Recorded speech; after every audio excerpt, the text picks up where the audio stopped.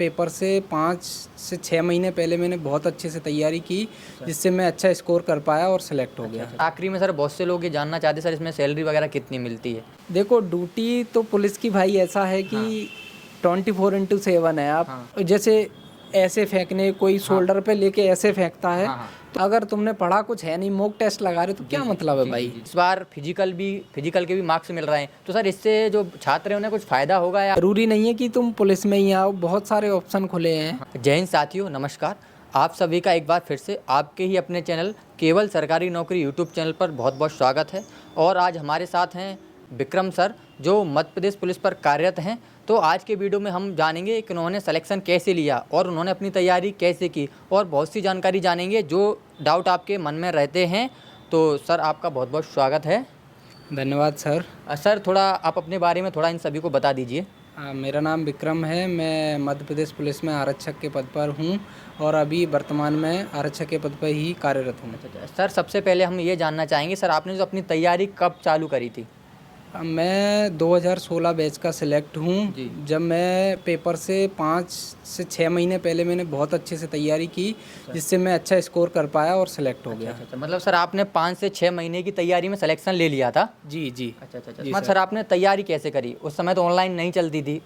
हाँ, ऑनलाइन का तो ऐसा है सर, पहले बहुत कम था, लोग बागों के पास इतने सोर्स भी नहीं थे और ऑनलाइन टीचर भी कम थे, और जो स्टूडेंट तैयारी करते हैं उनको पता भी नहीं था वास्तव में कि ये ऑनलाइन होता क्या है। तो हम लोग तो कोचिंग जाते थे, जो हमारे शहर में था, एक सर पढ़ाते थे वहीं, विवेकानंद एकेडमी करके नाम था उनका, मंजीत सर से, तो उनसे हमने पढ़ा था। मैथ्स और रीजनिंग पे हमने ज़्यादा ध्यान दिया उस टाइम पे, मैथ्स और रीजनिंग ही आते थे ज़्यादा, और एमपी इतना कर लिया और उतने में हो गया, कोई बड़ी मुश्किल बात नहीं है। जी। सर अभी जो एमपी पुलिस की जो अभी वैकेंसी आई है, तो उसमें समय बहुत कम बचा हुआ है बच्चों के पास, लगभग 1 महीने के समथिंग ही बचा है, तो वो तैयारी कैसे कर सकते हैं, आप उन्हें कुछ बताएं। सर मैं इसके लिए अपने पर्सनल अनुभव से बोलूँगा कि बच्चों को ज़्यादा जीके पे ध्यान देने से कोई मतलब नहीं है सर। हो सके जितने से जितना अच्छा हो मैथ्स और रीजनिंग कर लें, और एमपी का थोड़ा देख लें, और साइंस और जीके पढ़ने से इतना कुछ होगा नहीं शायद जीके का, क्योंकि कोई था नहीं है। तो उसके मेरे हिसाब से मैथ्स और रीजनिंग पे बिल्कुल कंसंट्रेशन से तैयारी करें। जी सर जैसे मैथ्स के लिए आप कोई बुक बताना चाहें, कौन सी बेस्ट बुक है जिससे आपने पढ़ाई करी? सर देखो ऐसा है, मैथ्स का तो उस टाइम पे तो RS अग्रवाल से बेहतर कोई बुक थी नहीं। तो अब तो मार्केट में बहुत सारी बुक्स आ गई हैं, तो उनका कुछ नहीं कहते, जिसको जिससे समझ आए अच्छा आ जाए। वैसे जो बिल्कुल ही बेसिक से पढ़ना चाहते हैं तो RS अग्रवाल से बेहतर बुक मेरे हिसाब से आज तक अभी कोई है नहीं। जी सर रीजनिंग के लिए कौन सी बेस्ट बुक हो सकती है? रीजनिंग के लिए अरिहंत से पढ़ा हूँ मैं तो। जब अरिहंत ही चलती थी, अरिहंत है, लूसेंट की वेव आने लगी है, तो पर्याप्त है। सर आपने जो जनरल नॉलेज की तैयारी कहाँ से करी, किस बुक से करी थी? देखो सर लूसेंट की जो बुक है उसका तो आज तक है नहीं। अगर जो लड़के कांस्टेबल की प्रिपरेशन कर रहे हैं तो वो लूसेंट तो उनको कम से कम एटलीस्ट आनी ही चाहिए।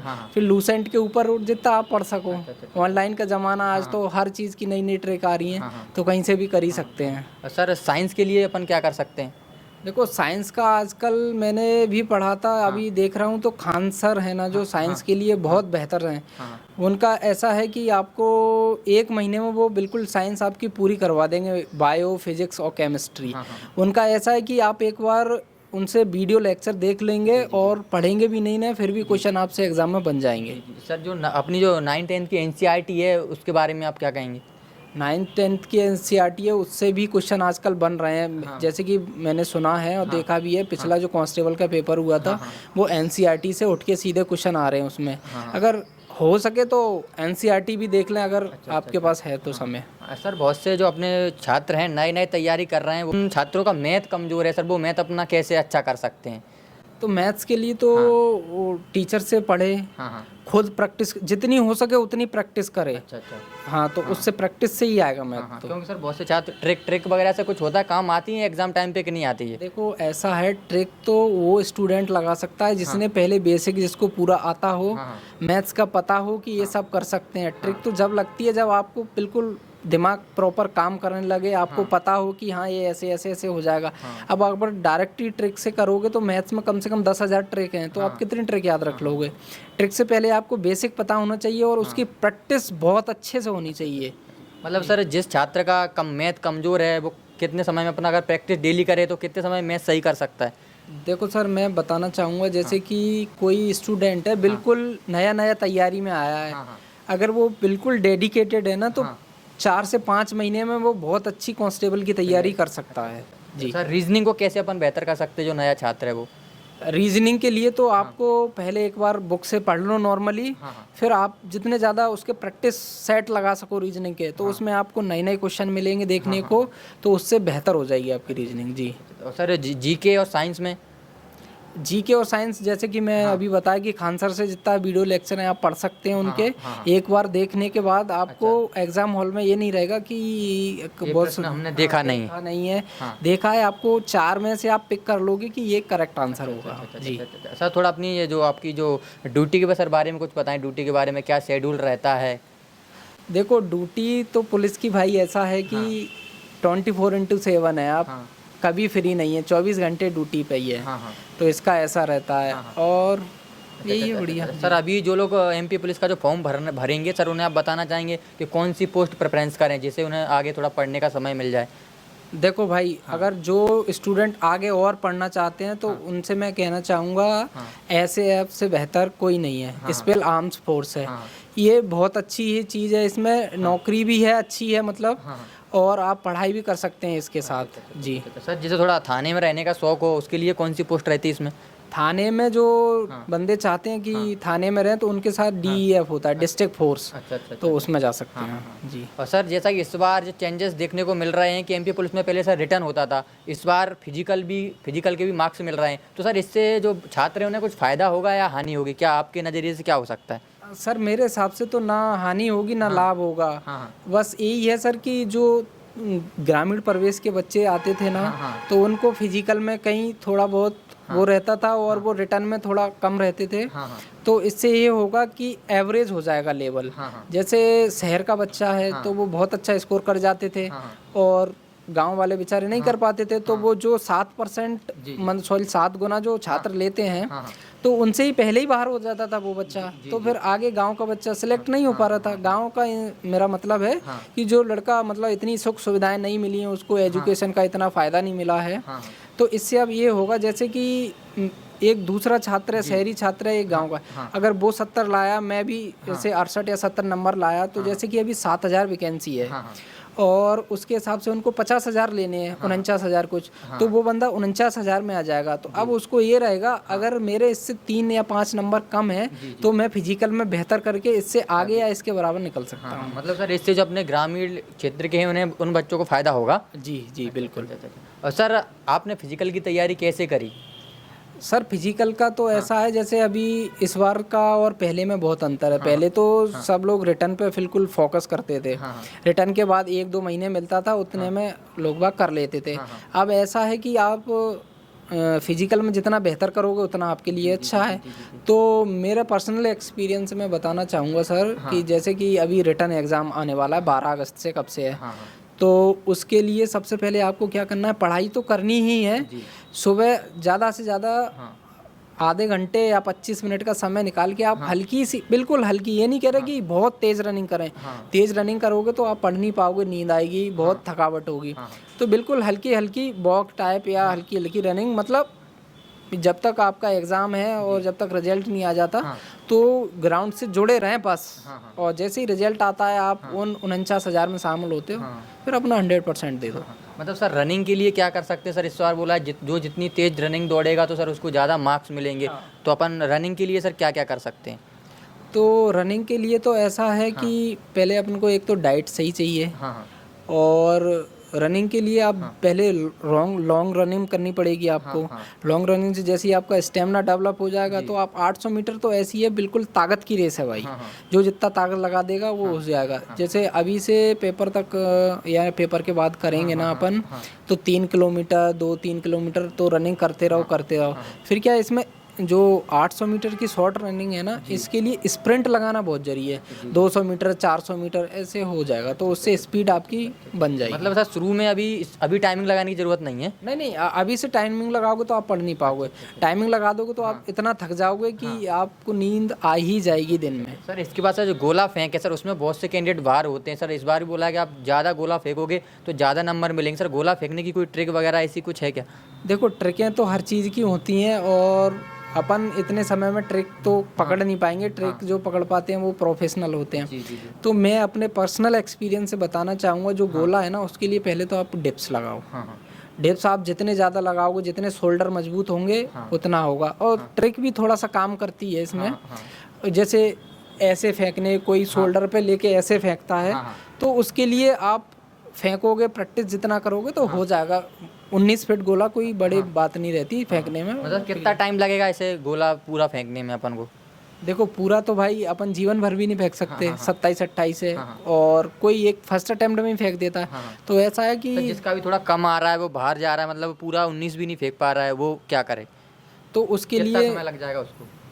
ज़्यादा नहीं, 19 फुट फेंकने के लिए तो सर 20 दिन में हो जाएगा मेरे हिसाब से। तो अगर आप रेगुलर प्रैक्टिस करते हैं तो 20 दिन में आपका हो जाएगा। डिप्स लगाओ और बीम वगैरह तो हो जाएगा। इसके बाद जो लॉन्ग जंप है सर, उसमें क्या करें? उसमें भी बहुत से छात्र बाहर हो जाते हैं।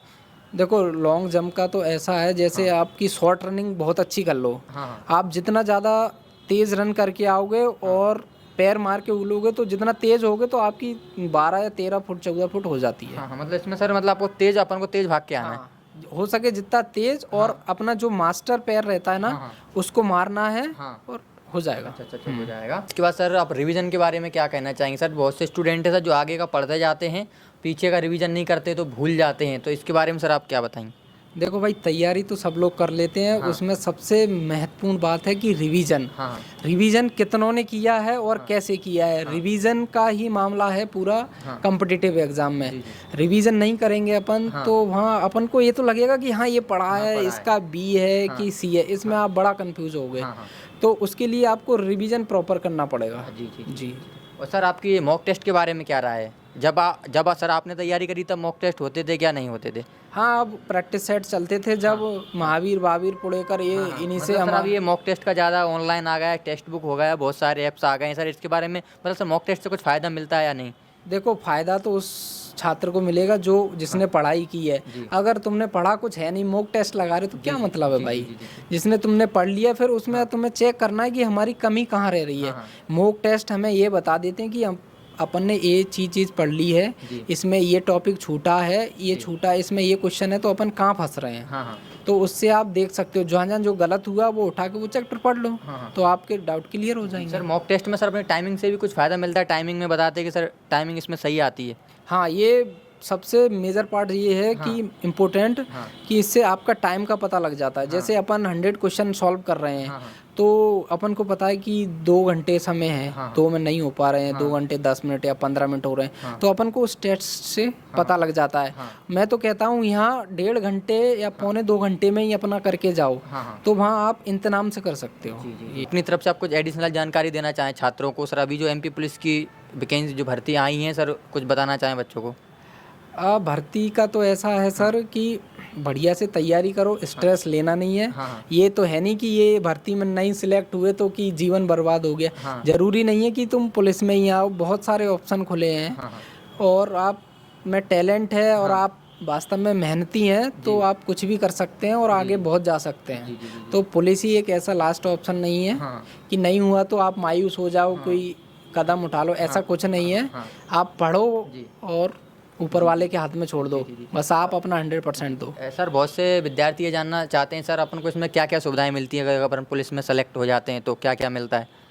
देखो, पुलिस में सुविधाएं तो बहुत सारी मिलती हैं। जैसे मेडिकल फैसिलिटी है अपन को, और कैंटीन भी मिलता है, और बहुत सारी चीज़ें अपन को मिलती हैं। सर छुट्टी वगैरह मिल जाती? जी, छुट्टी प्रॉपर मिलती है, कोई बड़ी बात नहीं है। सर बहुत से स्टूडेंट को डाउट रहता है सर मेडिकल इसका कैसा होता है, हार्ड होता है या कैसा होता है मेडिकल?